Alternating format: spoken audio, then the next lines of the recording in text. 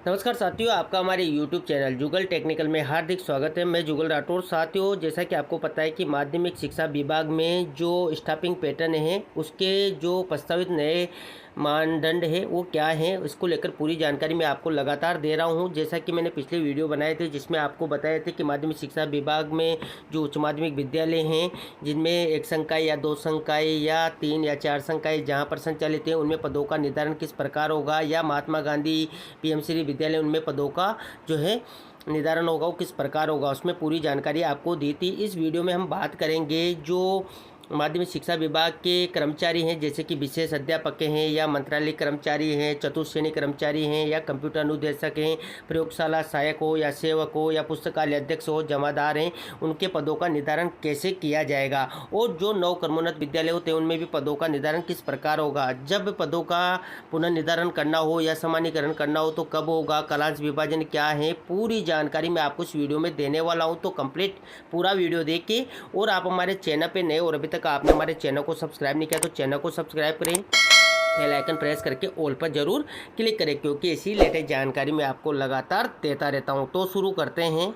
तो देखिए, जो माध्यमिक शिक्षा विभाग है जिसमें जो प्रस्तावित स्टाफिंग पैटर्न है उसके तहत जो मानदंड निर्धारण है उनके अन्य प्रावधान क्या हैं, तो ये काफ़ी इंपॉर्टेंट है। जैसे कि देखिए यहाँ पर 3 पॉइंट है, यानी कि प्रधानाचार्य द्वारा प्रत्येक सप्ताह में 12 कालांश शिक्षण कार्य करवाया जाएगा। उपराचार्य द्वारा प्रत्येक सप्ताह में 18 कालांश का शिक्षण कार्य करवाया जाएगा। इसके बाद देखिए, विषय प्राध्यापक द्वारा प्रत्येक सप्ताह में कुल 33 कालांश का शिक्षण कार्य करवाया जाएगा। प्राध्यापक की बात है, अतः विषय प्राध्यापक द्वारा कक्षा 11-12 के शैक्षणिक कार्य के संपादन के पश्चात कालांश 12 शेष बचने पर कक्षा 9 और 10 को भी शिक्षण कार्य करवाया जाएगा। इसके बाद देखिए, वरिष्ठ अध्यापक द्वारा प्रत्येक सप्ताह में कुल 36 कालांश का शिक्षण कार्य करवाया जाएगा। अतः वरिष्ठ अध्यापक द्वारा 9-10 के कार्य संपादन के पश्चात कालांश 12 शेष बचने पर कक्षा 6, 7 और 8 को भी शिक्षण कार्य करवाया जाएगा। प्राध्यापक के पद रिक्त होने पर संबंधित विषय के वरिष्ठ अध्यापक द्वारा कक्षा 11-12 में आवश्यकता अनुसार शिक्षण कार्य करवाया जाएगा। ये भी काफ़ी इंपॉर्टेंट है। इसके बाद देखिए, अध्यापक लेवल 2 द्वारा प्रत्येक सप्ताह में कुल 42 कालांश का शिक्षण कार्य करवाया जाएगा। अतः अध्यापक लेवल 2 द्वारा कक्षा 6 से 8 का शिक्षण कार्य संपादन के पश्चात कालांश 12 शेष रहने पर कक्षा 1 से 5 को भी शिक्षण कार्य करवाया जाएगा। प्राध्यापक वरिष्ठ अध्यापक के पद रिक्त होने पर संबंधित विषय के अध्यापक लेवल 2 द्वारा कक्षा 9 से 12 में आवश्यकता अनुसार शिक्षण कार्य करवाया जा सकेगा। इसके बाद देखिए, अध्यापक लेवल 1 द्वारा प्रत्येक सप्ताह में कक्षा 1 से 5 को कुल 42 कालांश का शिक्षण कार्य करवाया जाएगा। इसके बाद देखिए, उपरोक्तानुसार मुख्य शैक्षिक विषय कालांशों के अतिरिक्त प्रधानाचार्य द्वारा शैक्षिक गतिविधियों के कालांश समानुपातिक रूप से आवश्यकता अनुसार आवंटित किए जाएंगे। इसके बाद देखिए 3.7 जो कि काफ़ी इंपॉर्टेंट है। इसमें देखिए, उच्च माध्यमिक विद्यालय में कला वाणिज्य संकायों में 3 ऐच्छिक विषय ही होंगे। अतिरिक्त ऐच्छिक विषय संबंधित संकाय में कक्षा 11-12 में 120 से अधिक नामांकन होने एवं अतिरिक्त विषय में कक्षा 11 में 20 से अधिक विद्यार्थी होने पर अतिरिक्त विषय खोले जाने के लिए सालांतर मॉड्यूल पोर्टल पर मॉड्यूल बनाया जाकर कक्षा 10वीं की बोर्ड परीक्षा के बाद उन विद्यार्थियों से ऐच्छिक विषय चयन के लिए विकल्प भरवाया जाएगा। उसी के आधार पर आवश्यकता का आकलन कर अतिरिक्त विषय राज्य सरकार से पूर्वानुमति प्राप्त कर ही खोला जाएगा। तो ये यहाँ पर काफ़ी इंपॉर्टेंट जानकारी है। इसके बाद देखिए, यदि किसी उच्च माध्यमिक विद्यालय में कला वाणिज्य संकाय में 3 से अधिक ऐच्छिक विषय हैं एवं कक्षा 11-12 में नामांकन 120 से कम है तो कक्षा 11 में किसी अतिरिक्त ऐच्छिक विषय में 20 से कम विद्यार्थी प्रवेश हेतु इच्छुक होने पर उस ऐच्छिक विषय में प्रवेश नहीं दिया जाएगा। तथा वर्तमान सत्र में कक्षा 12वीं में 10 या उससे अधिक विद्यार्थी होने पर वर्तमान सत्र में अतिरिक्त विषय चालू रहेगा तथा आगामी सत्र से 3 ऐच्छिक विषयों के अतिरिक्त ऐच्छिक विषय में प्रवेश नहीं दिया जाएगा।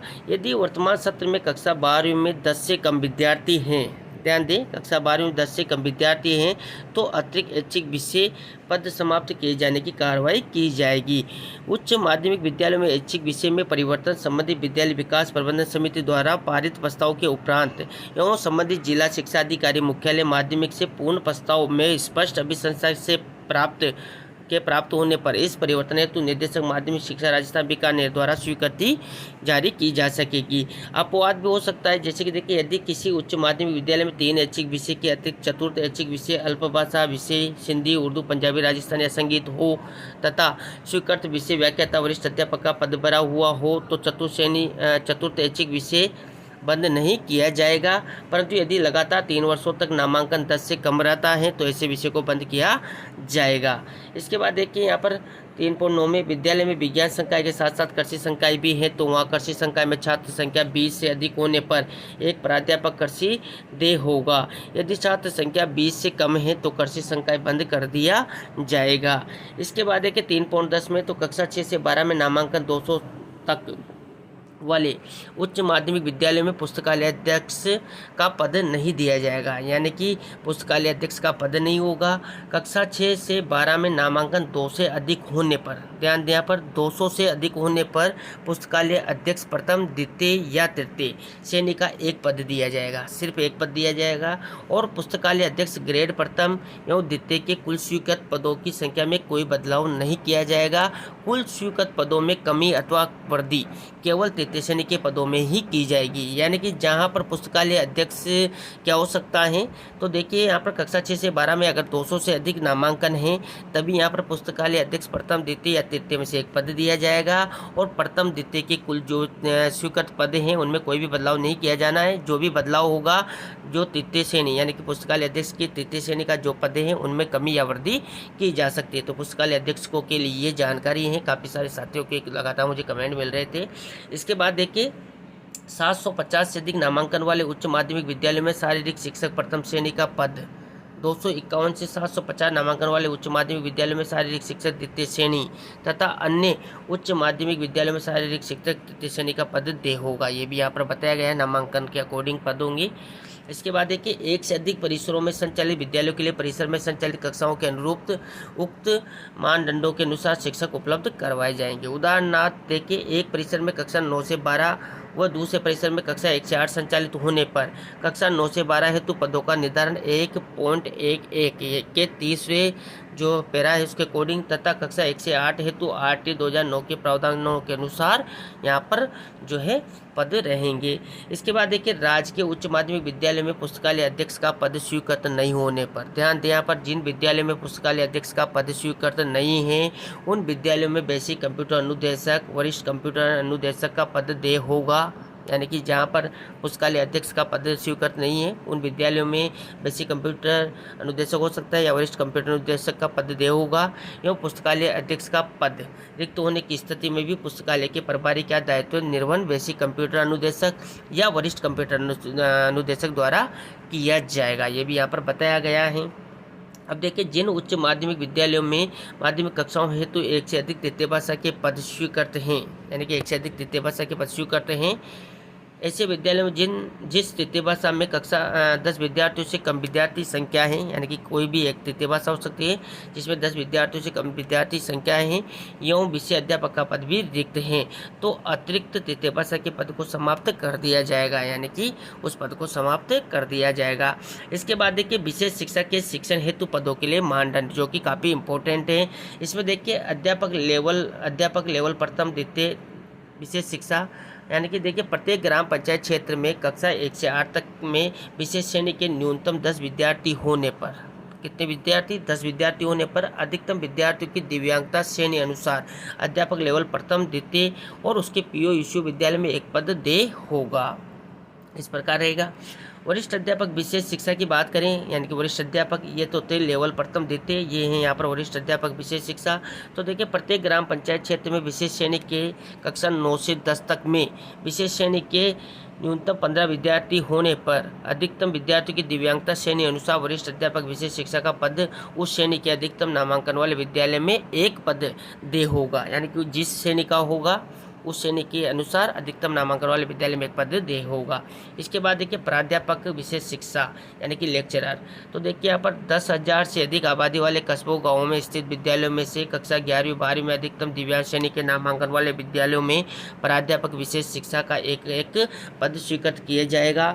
और जिला मुख्यालय के विद्यालयों में से कक्षा 11वीं-12वीं में अधिकतम दिव्यांग श्रेणी के विद्यार्थियों के नामांकन वाले विद्यालयों में एक पद शिक्षा विद्यालय में तथा देखिए एक पद शिक्षा विद्यालय में तथा एक पद बालिका विद्यालय में प्राध्यापक विशेष शिक्षा का एक पद स्वीकृत किया जाएगा। यानी कि इस प्रकार विशेष शिक्षा के लिए ये प्रावधान रखा गया है कि इनके पद किस प्रकार होंगे। अध्यापक लेवल प्रथम द्वितीय विशेष शिक्षा हो, वरिष्ठ अध्यापक विशेष शिक्षा हो या प्राध्यापक विशेष शिक्षा हो। इसके बाद देखिए बात करते हैं मंत्रालय और चतुश्रेणी कर्मचारी हेतु मानदंड, जो कि काफ़ी इम्पोर्टेंट हैं। तो इसमें देखिए जो उच्च माध्यमिक विद्यालय हेतु मंत्रालय और चतुश्रेणी कर्मचारी के मानदंड निम्नानुसार होंगे। तो देखिए विद्यालय का स्तर उच्च माध्यमिक की कक्षा 1 से 12 के नामांकन के आधार पर आधारित, देखिए जहाँ पर नामांकन 1 से 12 में 100 तक हैं, देखिए 100 तक, तो कनिष्ठ सहायक 1 और चतुश्रेणी के कर्मचारी 2। देखिए 101 से 500 तक का नामांकन है तो कनिष्ठ सहायक 1 एवं वरिष्ठ सहायक या सहायक प्रशासनिक अधिकारी 1, दोनों में से एक हो सकता है। इस प्रकार पद होंगे और चतुश्रेणी कर्मचारी 3 होंगे। अब देखिए यहाँ पर 501 से 1000 तक का नामांकन है तो कनिष्ठ सहायक का तो 1 पद होगा ही, एवं वरिष्ठ सहायक या सहायक प्रशासनिक अधिकारी के 2 पद होंगे, दोनों में से कुछ भी हो सकता है। चतुश्रेणी कर्मचारी के 2 एवं जमादार के 3 पद यहाँ पर दिए जाएंगे। 1000 से अधिक नामांकन होने पर कनिष्ठ सहायक के 2 पद हैं, वरिष्ठ सहायक और सहायक प्रशासनिक अधिकारी के 2 पद हैं तथा अतिरिक्त प्रशासनिक अधिकारी के 1 पद यहाँ पर दिया जाएगा, और चतुश्रेणी कर्मचारी के 2 एवं जमादार के 4 पद स्वीकृत किए जाएंगे। तो इस प्रकार ये मंत्रालय कर्मचारी हैं और चतुश्रेणी कर्मचारी हैं। इनके लिए जो उच्च माध्यमिक विद्यालय हैं उनमें नामांकन के अकॉर्डिंग इन मानदंड जो पदों का है वो इस प्रकार रहेगा। इसके बाद देखिए समस्त पीओ यूसीओ विद्यालय में चतुश्रेणी कर्मचारी कनिष्ठ सहायक सहायक प्रशासनिक अधिकारी के 1 पद अतिरिक्त दे होंगे। पीओ यूसीओ जहाँ पर विद्यालय हैं वहाँ पर एक्स्ट्रा पद दिए जाएंगे। चतुश्रेणी का, कनिष्ठ सहायक का, सहायक प्रशासनिक अधिकारी के 1 पद अतिरिक्त दे होंगे। यदि पीओ यूसीओ विद्यालय के अधीनस्थ विद्यालयों की संख्या 10 या 10 से अधिक होने पर उक्त के अतिरिक्त 1 वरिष्ठ सहायक का पद भी दे होगा। यानी कि जहाँ पर पीओ विद्यालय या यूसीओ विद्यालय हैं और अधीनस्थ विद्यालय 10 या 10 से अधिक है तो वहाँ पर अतिरिक्त 1 वरिष्ठ सहायक का पद भी दिया जाएगा। विज्ञान संकाय वाले उच्च माध्यमिक विद्यालयों में भौतिक विज्ञान, रसायन विज्ञान तथा गणित ऐच्छिक विषय होने पर 2 प्रयोगशाला सहायक, देखिए जहाँ पर प्रयोगशाला सहायक है उनके लिए ये हैं तो 2 प्रयोगशाला सहायक एवं 2 प्रयोगशाला सेवक के पद दे होंगे। भौतिक विज्ञान, रसायन विज्ञान, जीव विज्ञान ऐच्छिक विषय होने पर 3 प्रयोगशाला सहायक एवं 3 प्रयोगशाला सेवक दे होंगे। राज्य के उच्च माध्यमिक विद्यालय में विज्ञान संकाय के साथ कृषि संकाय, भूगोल विषय भी हैं तो विद्यालय में 1 अतिरिक्त प्रयोगशाला सहायक एवं 1 अतिरिक्त प्रयोगशाला सेवक का पद दे होगा। यानी कि जहाँ पर प्रयोगशाला सहायक वगैरह लगने होते हैं उनके पदों का निर्धारण इस प्रकार होगा। उनके लिए भी ये जानकारी यहाँ पर दी गई। यानी कि पुस्तकालय अध्यक्ष के लिए हो चुका है, प्रयोगशाला सहायक के जो पद है उनके लिए हो चुका है और विशेष शिक्षकों के लिए हो चुका है। इस प्रकार मंत्रालय कर्मचारी और सहायक कर्मचारी, जमादार सबके पदों के विवरण यहाँ पर हो चुके हैं। अब देखिए जो मानदंडानुसार विद्यालयवार पदों का निर्धारण और सामान्यकरण हेतु प्रक्रिया क्या रहेगी।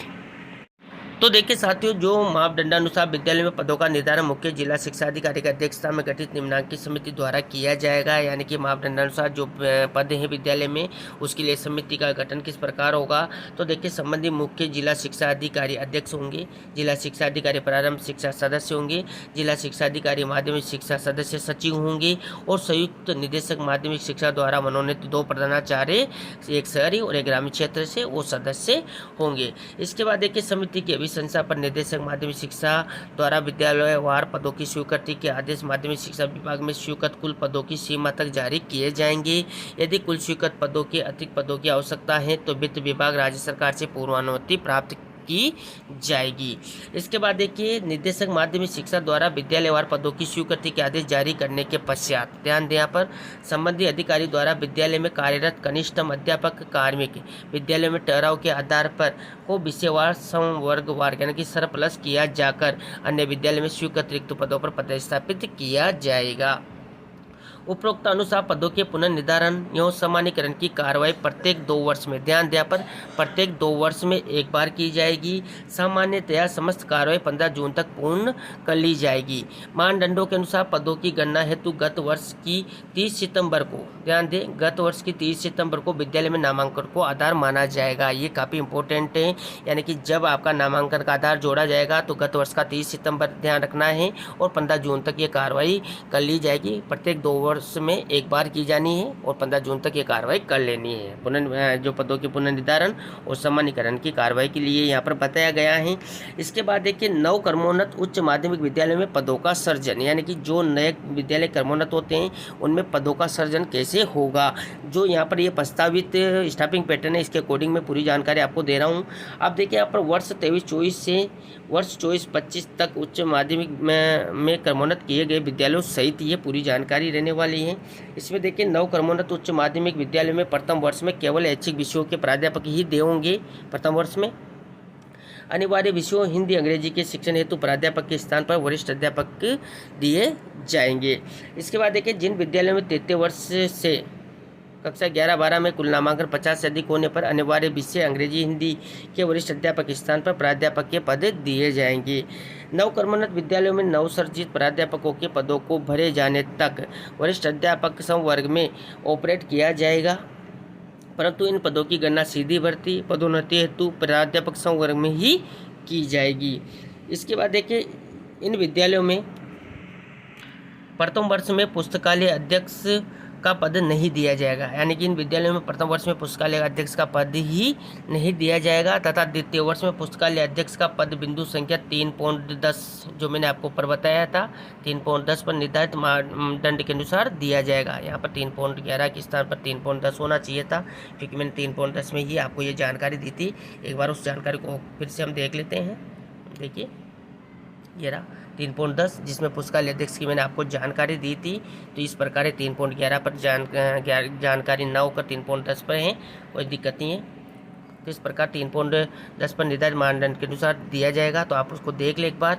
और 6.5 में इन विद्यालयों में प्रथम वर्ष में विज्ञान संकाय के लिए केवल एक प्रयोगशाला सहायक व एक प्रयोगशाला सेवक दिए जाएंगे। शेष पद बिंदु संख्या 4.3 पर निर्धारित मानदंड के अनुसार द्वितीय वर्ष में दिए जाएंगे, जैसा कि मैंने आपको ऊपर ही प्रयोगशाला सहायकों के लिए बताया है। इसके बाद देखिए, राज्य के विद्यालयों में संकाय खोले जाने के साथ ही संबंधित प्राध्यापक विषय के पद स्वीकृत किए जावे और जिससे विद्यार्थियों को प्रवेश के समय ही शिक्षण सुचारू रूप से हो सके। उक्त आदेश शैक्षणिक, गैर शैक्षणिक एवं मंत्रालयिक कार्मिकों के मानदंड निर्धारित हेतु पूर्व में जारी समस्त आदेशों के अधिक्रमण में जारी किए जाते हैं, यानी कि उन आदेशों के अधिक्रमण में ये आदेश जारी किए गए हैं। तो ये थी साथियों यहाँ पर पूरी जानकारी, जिसमें कालांश विभाजन करना हो या अन्य जो भी प्रावधान हैं जो नए मानदंड के अनुसार निर्धारण पदों का करना हो, या विशेष शिक्षा के विशेष शिक्षकों का विवरण हो, कंप्यूटर निर्देशक हो या प्रयोगशाला सहायक हो या पुस्तकालय अध्यक्ष हो या चतुश्रेणी कर्मचारी हो या मंत्रालय कर्मचारियों के पदों का निर्धारण हो, सारी जानकारी, साथ ही जो पुनः पदों का निर्धारण करना हो या सामान्यीकरण होगा वो कब होगा, या नवक्रमोन्नत विद्यालयों में जो है पदों का जो निर्धारण करना हो किस प्रकार होगा, पूरी जानकारी मैंने आपको इस वीडियो में देने का प्रयास किया। आपको हमारी जानकारी कैसी लगी? जानकारी अच्छी लगी तो लाइक शेयर करें, और अभी तक आपने हमारे चैनल को सब्सक्राइब नहीं किया तो चैनल को सब्सक्राइब करें, बेल आइकन प्रेस करके ऑल पर जरूर क्लिक करें, क्योंकि ऐसी लेटेस्ट जानकारी मैं आपको लगातार देता रहता हूं। धन्यवाद साथियों।